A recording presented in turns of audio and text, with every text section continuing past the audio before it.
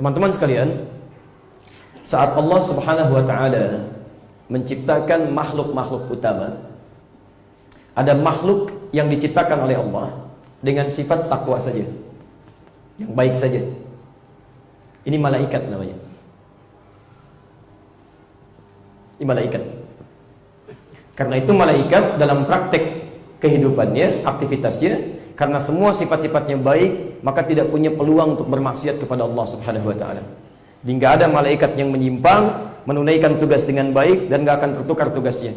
Itu ada di Quran surah ke-66 ayat yang ke-6, At-Tahrim. La ya'sunallaha ma amarahum wa yaf'aluna ma yu'marun. Tidak mungkin malaikat bermaksiat kepada Allah dan akan mengerjakan tugas sesuai dengan tupoksinya. Jadi kalau misalnya malaikat maut, Quran surah 32 ayat 11, tugasnya mencabut nyawa, qul yatawaffakum malakul mautil ladzi wukila bikum, itu sampai kiamat nyabutin nyawa aja begini, nggak akan pindah ya. Bisa dia melihat manusia menjengkelkan ya, nyabutin nyawanya nggak enak, saya kan, dia nggak akan tukar dengan yang lain. Jibril sini saya nggak enak lihat yang ini, ya bosan saya lihat nyawanya, kamu aja yang cabut, nggak bisa ya. Malaikat maut nyabutin nyawanya terus. Mikail ya terus saja menurunkan rahmat dengan izin Allah Subhanahu wa taala. Quran surah kedua ayat 98, posisi paling kanan sebelah atas di pertengahan. Terus saja Mikail menurunkan rahmat, malaikat maut mencabut nyawa. Jadi tidak mungkin bermaksiat, semuanya akan mengarah kebaikan karena bekalnya takwa. Karena itu antum jangan pernah memuji malaikat, nggak ada kerjaan. Hebatnya malaikat, emang hebat karena tidak punya potensi salah, selalu baik. Nah sekarang ini yang paling menarik. Ada lawan dari takwa tadi, nafsu. Ada makhluk yang hanya diciptakan oleh Allah dengan nafsu saja, nggak ada takwanya. Apa itu? Halo? Halo? Apa itu? Hewan. Hewan. Hewan. Hewan saat diciptakan itu sumbernya cuma nafsu, nggak ada takwanya. Makanya antum jangan kaget dan jangan heran kalau hewan seringkali instingnya mengarahkan kepada kesalahan. Itu selalu terjadi ya. Karena itu ketika hewan berbuat salah misalnya, antum jangan iseng mencela, nggak ada kerjaan. Silakan antum cek, karena nggak punya sifat takwa, nanti saat Idul Adha antum beli kambing tuh, jantan betina misalnya, simpan samping Masjid An-Nur sambil menunggu hewan korbannya disembeli. Allahu Akbar. Itu kalaupun adzan berkumandang datang syahwatnya, dia nggak akan peduli. Baik dengar suara adzan ataupun samping masjid, ini karena nafsu yang muncul, nggak ada takwanya. Ya. Ayam misalnya, hati-hati. Anda sudah nyapu, ibu nyapu, sudah bersih, tiba-tiba lompat ayam, buang kotoran, nggak usah dicela. Dasar ayam, ya emang begitu. Antum buang-buang energi kalau mencela binatang, ya nggak ada gunanya, karena sumbernya nafsu. Nah, kalau kedua ini dipadukan, maka berubah namanya. Jadi apa? Tidak, nggak usah ngarang, nggak usah ngarang. Baik, pelajaran mengarang cuma ada di bahasa Indonesia. Lihat, berubah namanya menjadi bashar namanya. Bashar. Disebutkan 35 kali dalam Al-Quran dalam bentuk tunggalnya ya. Bashar. Saya tidak katakan manusia tadi karena manusia punya 5 nama, nanti kita akan lihat. Kadang disebut bashar 35 kali, kadang disebut ins 18 kali di Quran, kadang disebut dengan insan 65 kali di Quran, kadang disebut an-nas 241 kali di Quran, kadang disebut bani Adam atau dzurriyyah Adam 7 kali dalam Al-Quran. Di sini nama khususnya terkait tema kita disebut dengan bashar. Ini nama pertama yang disebutkan saat makhluk ini diciptakan. Quran surah 15 ayat ke-28. Wa idh qala rabbuka lil malaikati inni khaliqun bashar. Nah, sekarang perhatikan, karena kita disebut bashar oleh Quran, artinya kita punya dua potensi ini seperti yang tadi telah saya uraikan. Ada kecenderungan berbuat baik, ada kecenderungan berbuat buruk. Itulah fitnah kehidupan pertama kita. Karena antum sudah tahu sumber di diri kita ini ada potensi fitnah buruk, bagaimana cara mengatasinya? Langsung munculkan lawannya. Ini wasiat Al-Quran plus pesan Nabi SAW. Jadi kalau antum ingin bisa menekan keburukan-keburukan dalam diri kita, caranya gampang, tingkatkan takwa. Sudah, keluarkan semua kalimat takwa dalam Al-Quran. Ada 115 kali kalimat dalam Al-Quran. Keluarkan ini. Lalu antum tekuni dalam kehidupan. Keluarkan, amalkan isinya. Begitu Anda amalkan isinya, maka nafsu Anda akan ditekan. Sifat buruk Anda akan menghilang. Muncullah sifat baik dalam kehidupan. Di caranya, kalau antum ingin membebaskan dari fitnah yang buruk yang bersumber dari nafsu, maka tidak ada cara lain kecuali meningkatkan takwa kepada Allah Subhanahu wa taala. Ya. Karena itulah Nabi seringkali mewasiatkan wasiat takwa dalam setiap kesempatan taklim Rasulullah SAW. dalam setiap khutbah Jumatnya. Silakan untuk lihat. Ya ayyuhalladzina amanu taqullaha haqqa tuqatih wa la tamutunna illa wa antum muslimun. Ya ayyuhan nasu taqu rabbakumul ladzi khalaqakum min nafsin wahidah. Al-ayat dan seterusnya ya. Semua takwa. Apa faedahnya? Yang diinginkan bukan cuma meningkat ibadah, bukan. Tujuan utamanya supaya tidak muncul keburukan-keburukan dalam diri kita. Saya berikan contoh pertama kalimat takwa di Quran. Quran surah kedua Al-Baqarah ayat 2 sampai dengan ayat yang kelima. Kelima itu sampai hasil dia. Dzalikal kitabu la raiba fi hudan lil muttaqin. Kalimat takwa pertama. Apa amalannya? Ayat 3-nya. Alladzina yu'minuna bil ghaib wa yuqimunas shalah. Perhatikan, salat itu bagian dari takwa. Jadi kalau antum benar menunaikan salatnya, maka kebaikan-kebaikan antum akan terangkat, sumber-sumber buruk akan ditekan. Makanya orang yang benar salatnya, itu yang pertama didapatkan bukan cuma kenikmatan dalam salatnya, tapi akan ada dampak dalam perilakunya. Quran surah ke-29 ayat ke-45. Antum hafal insyaallah ayatnya. Innas salata tanha 'anil fahsya'i wal munkar. Fahsya dan munkar enggak ada yang lain kecuali dari nafsu. Innas salat, sungguh, perhatikan cara menerjemahkannya. Salat yang ditunaikan dengan benar itu. Tolong fokus ya, lihat cara menerjemahkannya. Innas salat, sungguh salat yang ditunaikan dengan benar itu sesuai aturannya. Beda antara kalimat menggunakan alif lam dengan tanpa alif lam. Kalau tanpa alif lam disebut dengan nakirah, bebas ya. Qalam, pulpen, spidol, yang mana aja. Jadi kalau saya katakan al-qalam, yang ini, bukan yang lain. Ada spesifikasinya, ada aturannya. Tayyib, semua kalimat salat dalam Al-Quran yang bermakna ibadah itu semuanya menggunakan alif lam. Silakan antum cek. Kalimat salat pertama, wa yuqimunas shalah. Kedua Al-Baqarah 43, wa aqimus shalah. 45, wasta'inu bis sabri was shalah. 153, ya ayyuhalladzina amanu ista'inu bis sabri was shalah. Semua pakai alif lam. Quran surah 17 ayat 78, aqimis shalata lidulukish syams. 29 ayat 45, innas shalah, pakai alif lam. Artinya salat yang kita kerjakan itu enggak sembarangan. Itu yang disebutkan di awal tadi, sallu kama raaitumuni usalli. Dari mulai wudunya, berdirinya diatur betul oleh Nabi. Makanya Nabi itu saat nyusun saf saja itu bukan cuma berbalik melihat, rapatkan, luruskan, tidak. Tapi beliau ungkapkan dengan kalimat yang disertai dengan tindakan. Kata Nabi, aqimus sufuf, rapatkan, luruskan. Bukan cuma dikatakan, tapi dijelaskan. Wahabu bainal manaqib wal aqdam. Tolong yang lurus itu ya, kata Nabi, ketika tumitnya sejajar dengan bahunya. Jadi kalau antum ingin lurus dalam sholat, mohon maaf, itu bukan meluruskan kaki bagian depan, bukan jari bagian depan, itu keliru. Yang diluruskan dengan garis itu tumit bagian belakang. Sebab kalau tumitnya lurus dengan garis, bahunya akan sejajar. Tapi kalau yang diluruskan kaki bagian depan, jarinya, itu pasti bahunya akan bengkok, karena ukuran kaki macam-macam. Perhatikan tuh. Ini misal kaki dua gitu kan. Yang satu ukuran 43, yang satu ukuran 40 misalnya gitu kan. Diluruskan kaki bagian depan, ini sudah otomatis. Lihat, belakangnya pasti akan berbeda. Tapi kalau antum luruskan bagian belakang, tumitnya, itu bahunya akan sejajar. Ya. Makanya Nabi keluar, kadang-kadang rapatkan oleh beliau, pundaknya disamakan. Kalau belum ada garis, beliau keluarkan pedangnya, digaris menggunakan pedangnya. Tapi tolong sunnah ini diterjemahkan dengan cerdas ya.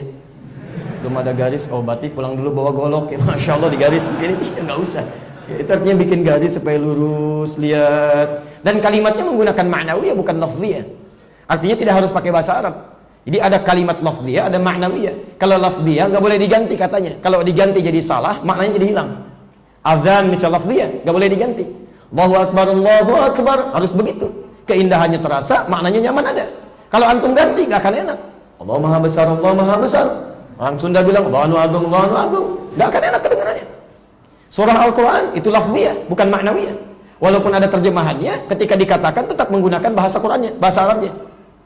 Wih, Masya Allah, kawan, lagi baca surat apa? Surat semut nih, maha semut. An-Naml. Masya Allah. Kamu apa? Laba-laba. Masya Allah. Al-Ankabut. Gak akan enak kedengarannya, itu lafziyah namanya. Tapi ada bahasa-bahasa ma'nawiyah yang mudah untuk dipahamkan, tidak harus menggunakan bahasa aslinya. Karena itu bahasa aslinya menggunakan bahasa-bahasa simpel. Misal, imam menghadap ke arah makmum sebelum sholat, itu tidak harus menggunakan bahasa Arab. Ya, silakan istaqimu, mohon rapatkan safnya. luruskan. Tenangkan hatinya, dikhusyukkan. Mungkin ini salat terakhir kita, mohon dirapatkan supaya setan tidak menggoda kita dalam salat. Atau yang kedua, istaqimu. Mana yang paling mudah untuk diterima dalam jiwa kita? Satu atau dua? Satu, karena kita paham. Boleh antum ulang Arabnya silakan, kemudian terjemahan bahasa Indonesia itu boleh. Tapi jangan sampai menyampaikan sesuatu makmumnya nggak paham dengan bahasa maknawi. Ya harusnya maknawi antum sampaikan lafzi, tapi makmum nggak ngerti.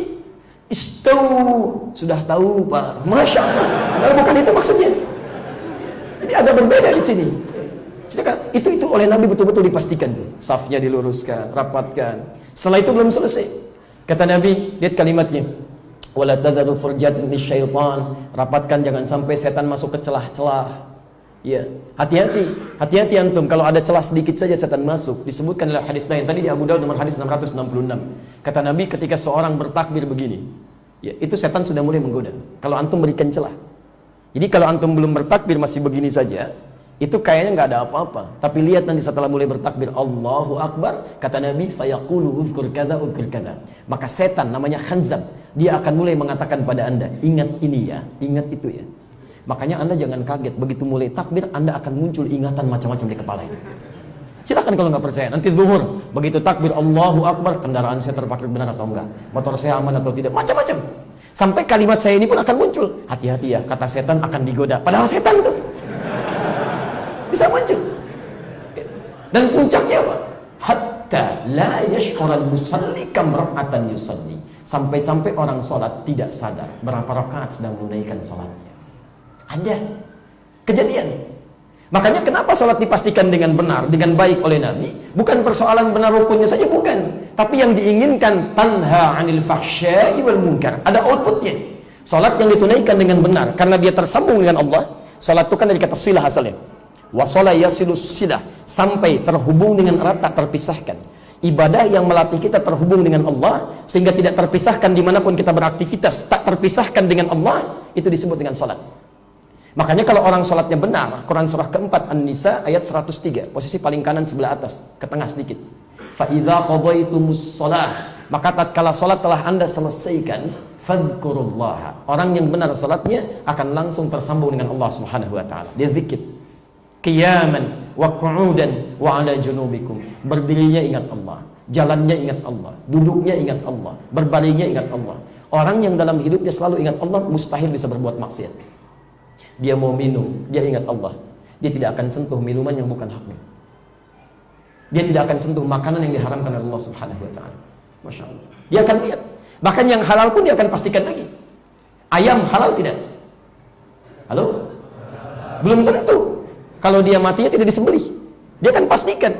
Dia akan pergi ke satu negara, dia lihat ada ayam nih, tanya dulu, ayamnya bagaimana? Disembelih atau bagaimana? Kecuali kalau ayamnya disembelih misalnya, disembelih halal tidak? Belum tentu. Kalau disembelihnya tidak menyebut nama Allah, Bismillahi Allahu Akbar, itu kan? Baru kalau sekiranya antum sembelih dengan menyebut nama Allah, Bismillahi Allahu Akbar, baru hukumnya jatuh. Belum tentu halal. Kalau yang antum sembelih ayam tetangga. Fikih itu selalu melihat bagaimana ini asalnya dari mana, sumbernya dari mana. Ya, awas hati-hati, belum pasti di sini juga. Ya. Jadi kita kembalikan lagi. Kalau salatnya sudah selalu menjadikan Anda ingat dengan Allah, bahkan berbaring ingat Allah. Apa hasilnya? Tanha 'anil fahsya'i wal munkar. Ini nafsu ditekan. Fahsya itu keburukan yang muncul dari syahwat. Pornografi, porno aksi, LGBT, kata-kata yang jorok, kotor, pandangan yang tidak elok, itu fahsya. Makanya kalau orang sholatnya benar dari ujung kepala sampai ujung kaki, itu akan selalu melihat yang baik, mengerjakan yang baik. Mata nggak mungkin lihat yang salah, yang dia lihat yang baik-baik. Quran surah 24 ayat 30 untuk laki-laki, ayat 31 untuk perempuan. Wa qul lil mu'minina yaghuddu min absarihim. Katakan pada pria-pria beriman, kalau dia melihat matanya cuma boleh lihat yang baik-baik saja. Orang sholat itu mustahil lihat yang jelek, mustahil. Dia akan lihat yang baik. Menurut Allah nggak baik, dia akan palingkan. Ghaddul basar. Wa qul lil mu'minati yaghuddna min absarihinna. Dan bagi perempuan pun begitu. Ini mustahil ada orang sholat melihat sesuatu yang diharamkan oleh Allah Subhanahu wa taala. Begitu nggak sengaja dia lihat, misalnya dia buka handphone ada gambar masuk, dia akan palingkan. Bergegas dia istighfar. Bergegas dia istighfar. Quran surah ketiga 133, posisi paling kanan sebelah atas. Wasari'u ila maghfirah. Dan dia akan bersegera memohon ampunan kepada Allah Subhanahu wa taala. Dan bergegaslah minta ampun. Sara'a itu cepat tanpa mikir. Jadi begitu buka gambar gak bagus, dia palingkan. Astagfirullah. Salah. Astagfirullah. Ada respon. Bukan dilihat, astagfirullah. Itu bukan godol basar namanya. Coba cek antum dari ujung kepala sampai ujung kaki. Sudah berapa kali menunaikan salat? Berapa kali berbuat salah? Sampai ke ujung kaki. Telinganya boleh dengar yang baik-baik, lisan bicara yang baik. Man kana yu'minu billahi wal yawmil akhir falyaqul khairan aw liyasmut. Sampai ujung kaki. Quran surah 25 ayat 63. Ya, wa ibadur rahmanil ladzina yamshuna 'alal ardi hauna. Hamba Allah yang penyayang itu kalau jalan rendah hati, dia tawadhu, enggak sombong, enggak angkuh. Dipanggil dia berbelok, disapa dia jawab. Masya Allah. Enggak ada ceritanya. Assalamualaikum. Biasa aja kali. Masya Allah jalan. Kadang-kadang enggak jawab padahal sesama muslim. Aneh itu, aneh. Karena perbedaan sedikit, beda pandangan, nggak mau saling sapa. Masya Allah. Saya pernah dengar itu di antara saudara kita da'i itu kan tinggal di salah satu daerah Jawa Timur juga itu, Masya Allah. Ini pernah dengar cerita. Punya anak, anaknya sekolah kan di SD. Masya Allah, dengan teman-temannya. Itu sampai teman kita ini, akhwah kita, ustaz kita ini, itu nggak pernah, kalau Assalamualaikum nggak pernah dijawab. Padahal satu lingkaran juga. Oh, karena dianggap ini sururi katanya. Masya Allah, ini sururi. Yang lain salafi, sunni. Assalamualaikum, gak dijawab. Assalamualaikum, gak dijawab. Celakanya diwariskan itu pada anak-anaknya. Kelas 1 lawan kelas 3 SD. Ketemu, gak mau jawab juga. Anak yang orang-orang ini gak mau sapaan sama anak ustadz ini. Disebutkanlah, kamu sururi katanya. Masya Allah. Mengadu kepada uminya. Begitu datang, ummah katanya. Apa itu sururi, apa itu salafi? Kata teman-teman, saya sururi. Bilang sama teman kamu, saya sururi, kamu tengiri katanya. Masya Allah. Itu kan gak elok. Kenapa yang seperti ini turun sampai ke anak? Anaknya gak ngerti persoalannya. Itu mungkar. Mungkar itu keburukan yang lahir dari syahwat perut dan akal. Berdusta itu mungkar, berbohong itu mungkar, mencela itu mungkar, berselisih itu mungkar. Awas hati-hati, merampok mungkar, membunuh mungkar, itu mungkar. Ini mustahilan orang sholat melakukan itu, mustahil. Nafsunya akan ditekan. Makanya kalau orang benar ibadahnya, di ayat yang kelimanya langsung Al-Baqarah, posisi paling kiri sebelah bawah, ulaika ala hudan min rabbihim wa ulaika humul muflihun. Lihat kalimatnya. Pekerjaannya disebut dengan aflah, orangnya disebut dengan muflih. Muflih. Orang yang salatnya benar, diantaranya wa ulaika ala hudan. Ada ala hudan, ada hudan, itu beda. Lihat sini sebentar. Ini apa? Halo? Bukan, ini kotak tisu. Kalau tisu yang ini, Ini apa? Baik. Sekarang perhatikan, pelan-pelan. Ini kotak tisu. Albat min din. Sekarang perhatikan. Ini ada di mana sekarang? Di atas meja. Kalau sekarang ada di mana? Sama-sama di atas meja. Kalau dalam bahasa Arab beda. Kalau yang begini, ini fauqa. Kalau yang begini, ini ala. Orang yang ibadahnya benar, melekat kepada Allah, maka kalimatnya bukan fauqa, tapi menggunakan ala. Ulaika ala hudan, lekat dengan petunjuk Allah subhanahu wa ta'ala. Orang ini keluar, Allah tunjuki. Orang ini ke kantor, Allah berikan petunjuk. Orang ini di rumah, Allah berikan petunjuk. Kalau sudah semuanya mendapatkan petunjuk Allah, karena ibadahnya kuat dengan Allah, nafsunya ditekan, wa ulaika humul muflihun. Bukankah kalau takwanya naik, nafsunya ditekan, qad aflaha man zakkaha.